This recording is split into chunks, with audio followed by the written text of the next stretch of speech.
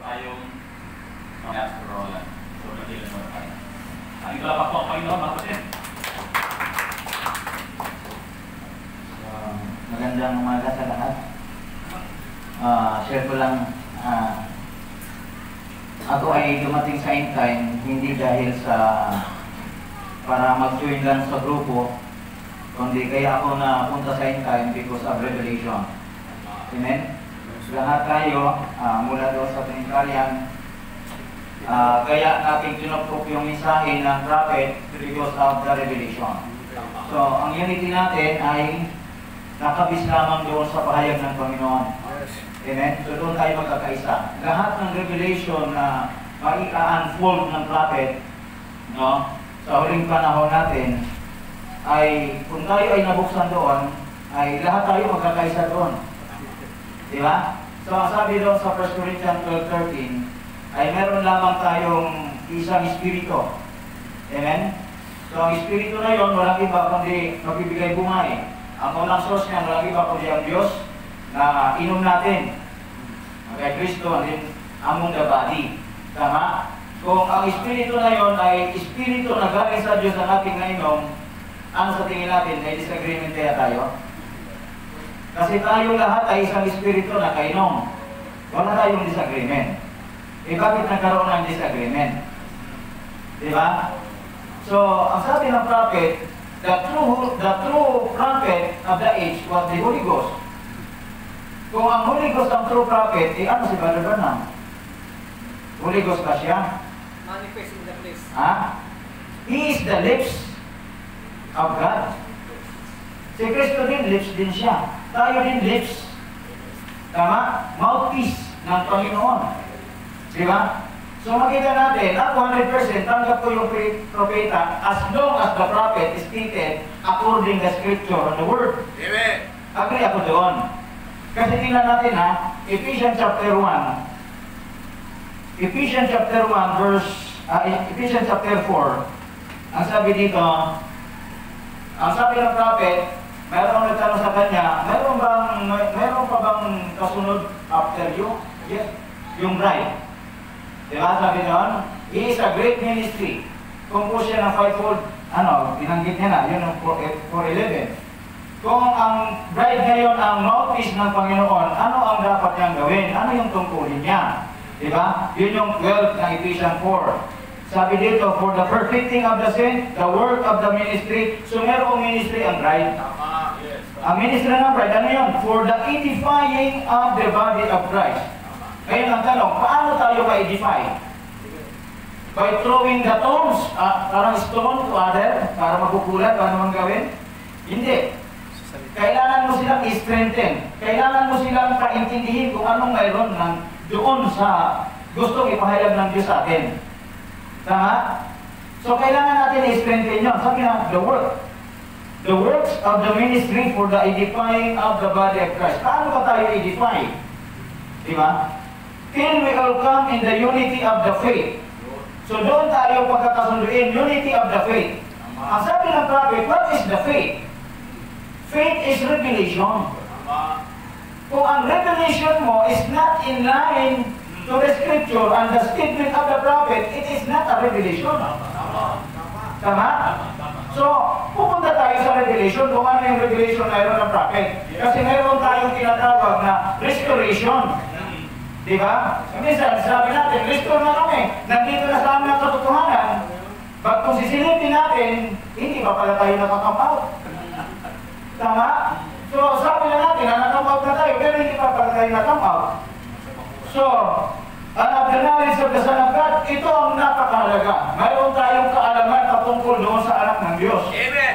Ano ba ang pagkakilala natin sa anak ng Diyos? Siya ba ay Diyos? Siya ba yung Ama? He is the Father? No! Sabi ng prophet, wala ko ng tinta. Mayroong Trinitarian. Wala ko na susulat ko sana pero ba? Ito, ang sabi ng prophet, Trinitarian. Kasi ang unit of the body may kinalaman sa mensahe. Trinitarian, mayroong tinawag na oneness. Unahan na tayo.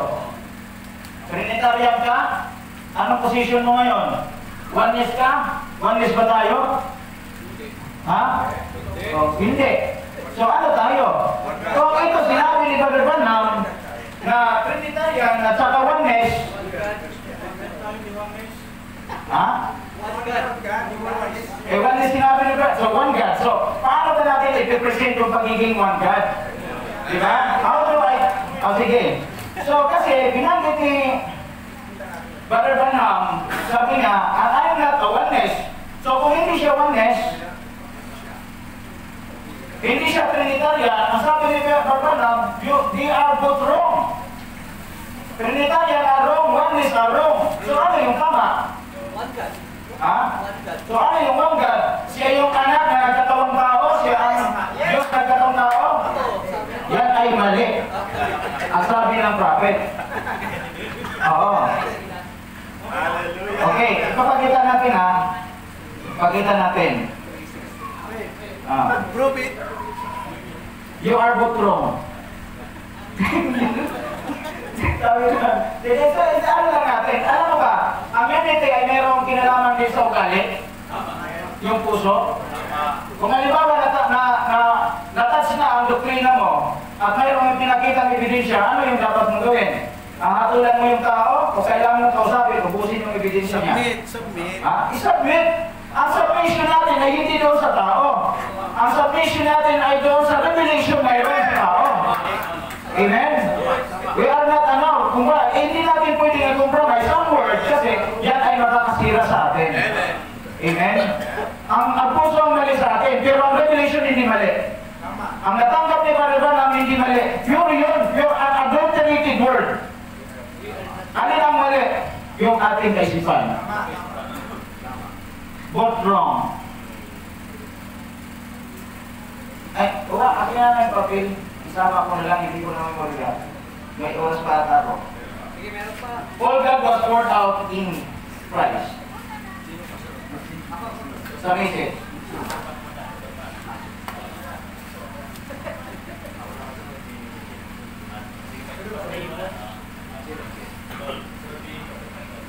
Okay?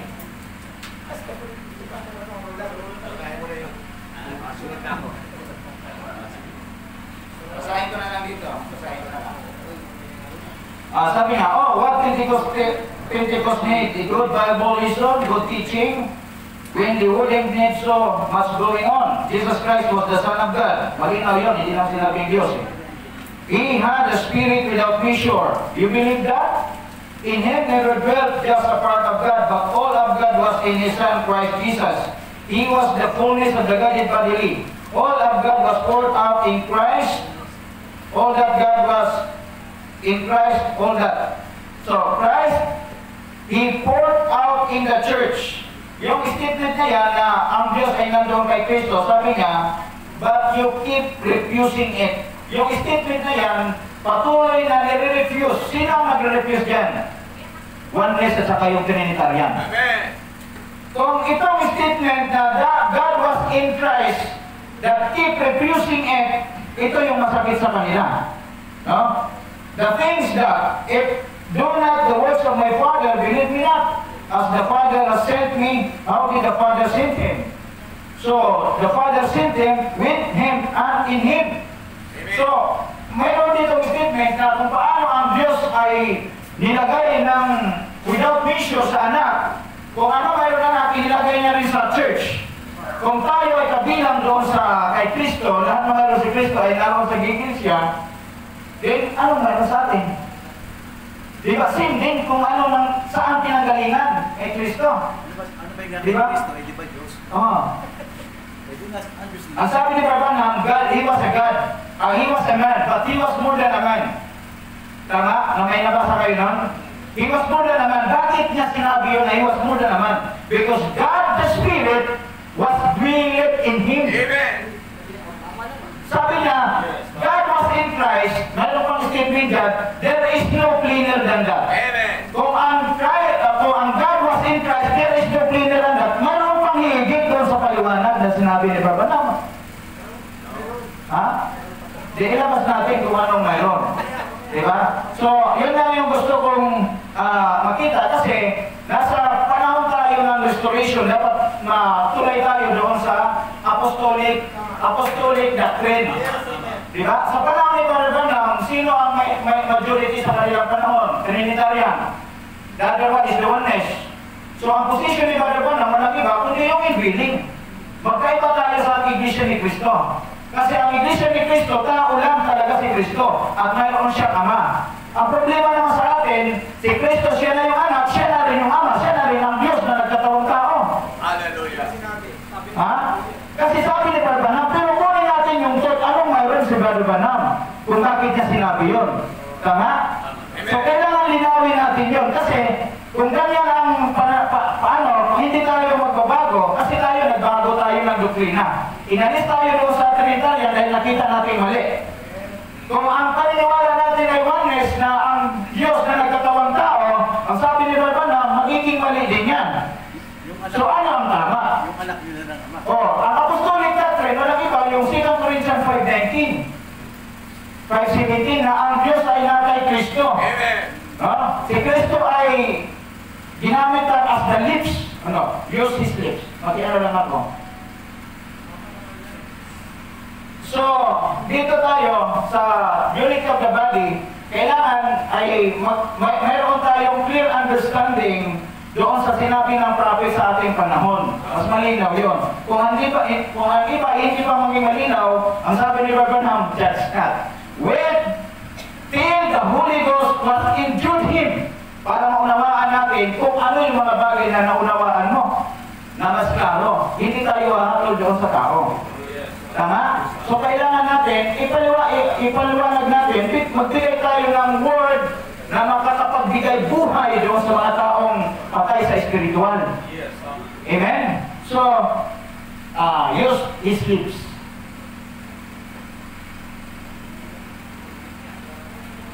Wala eh.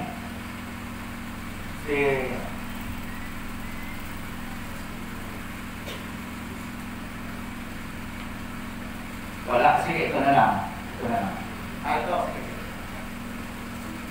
Now, Christ, when He was here on earth, let's just explain this as a right.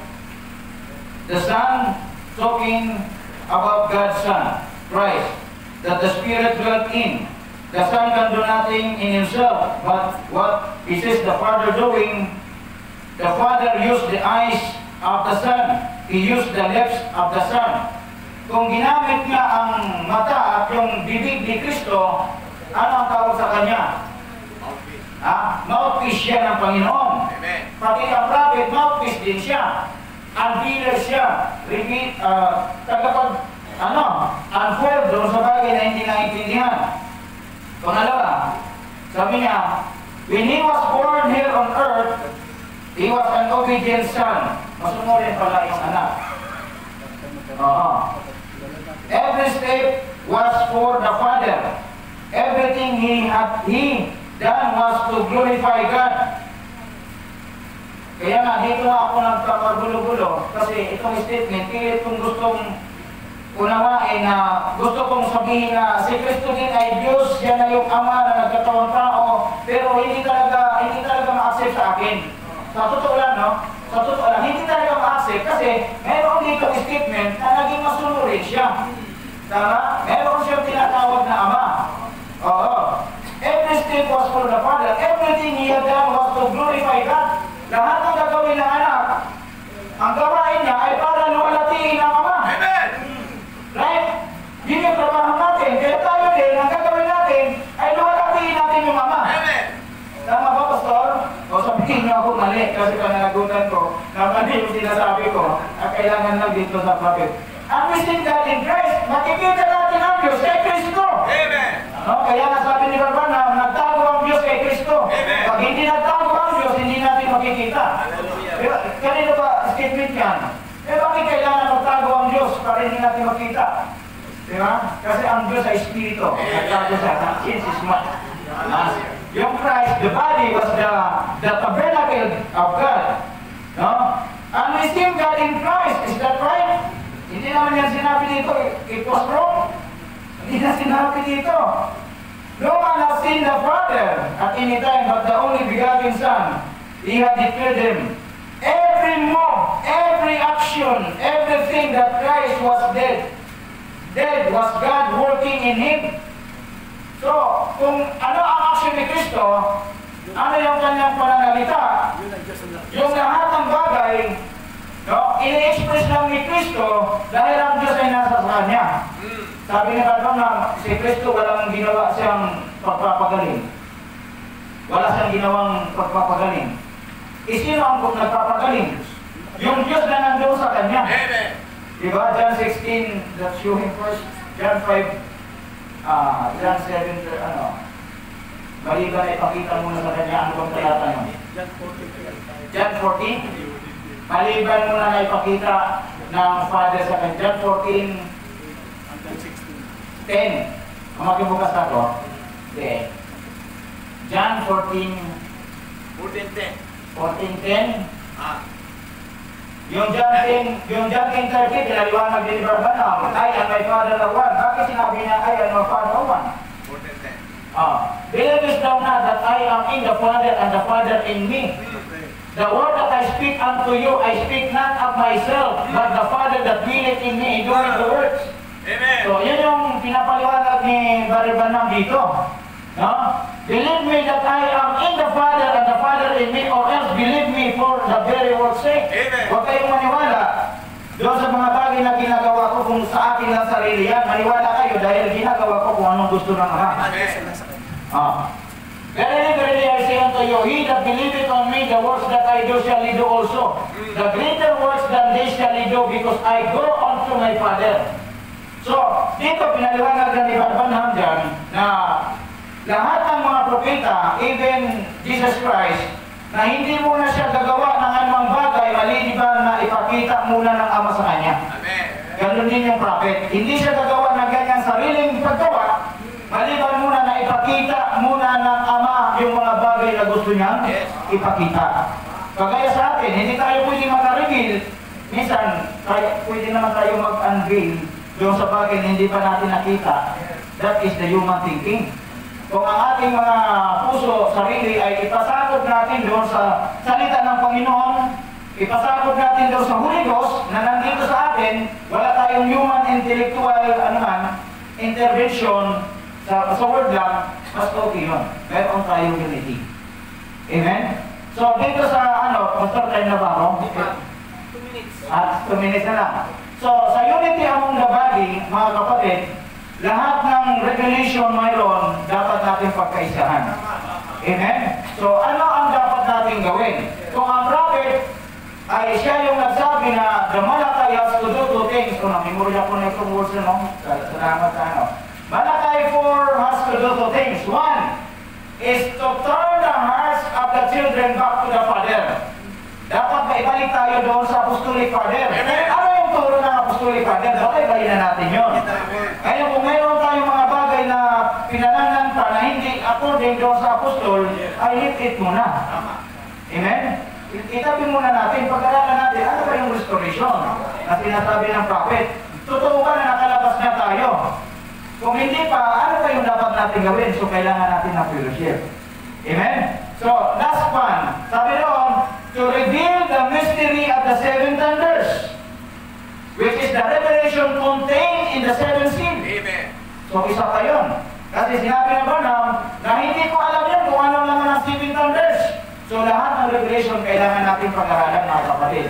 So, ano lang dapat natin gawin? Para sa akin, dapat meron tayong Berean spirit. Amen? Patunayan natin ang lahat ng mga bagay. Kung hindi pa natin abot, din, hold on muna, lagay tayo ng question mark. Andin ko sabi natin yung tao, kaya tanungin natin sila pag ina sinabi. Okay, yun lang. God bless you all. Praise the Lord. Praise the Panginoon mga kapatid. So, basta ang ating gawin sa meeting tulad ito, kasi binibigyan po natin ng